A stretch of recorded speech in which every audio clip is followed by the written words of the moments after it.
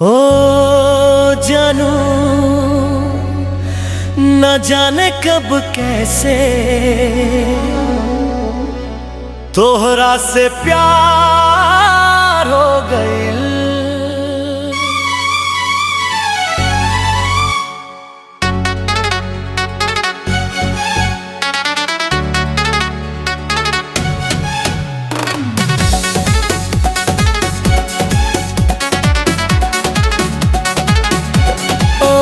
जानू ना जाने कब कैसे तोरा से प्यार हो गइल।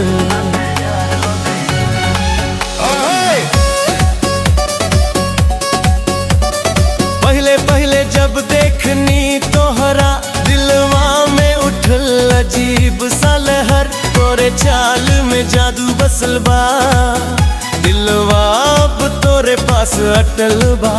तोरे अखियां के नशा निराला, जैसे चढ़ गइल हो प्रेम के प्याला। दिन भर तोहार ख्याल सतावे, रात में सपना बन के तू आवे।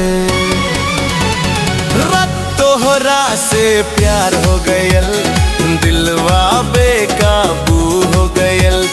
तोहरे बिना ना लागे मन, जीना भी अब मुश्किल हो गयल।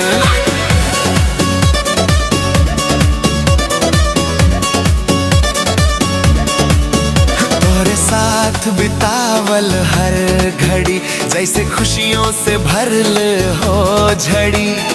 तोहरे हंसी से दिल खिल जाला, हर गम दूर भाग जाला। जब तू बोले धीरे धीरे दिलवा डोले, धीरे धीरे तोहरे बाहों में मिले सुकून, जैसे मिल गई पूरा जुनून।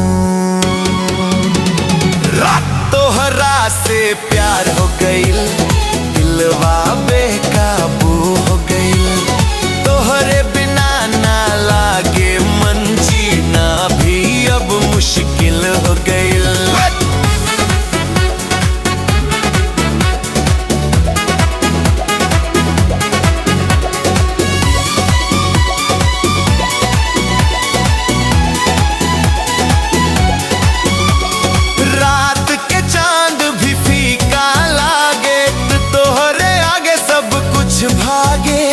रब से मांग ले बस तो होके, कभी दूर ना होके हमसे। तोहरे खातिर दिल सब कुछ देव, हर खुशी तोहरे नाम कर देव।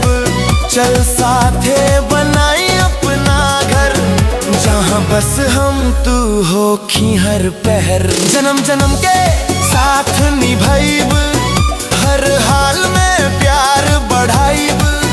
तोहरे बिना अधूरा हम, तू ही बा हमर हरदम। रात तोहरा से प्यार हो गयल, दिलवा बेकाबू हो गयल। तोहरे बिना ना लागे मन, जीना भी अब मुश्किल हो गयल। अब तो बस के बात कहब, तोहरा बिना ना जी पाइब।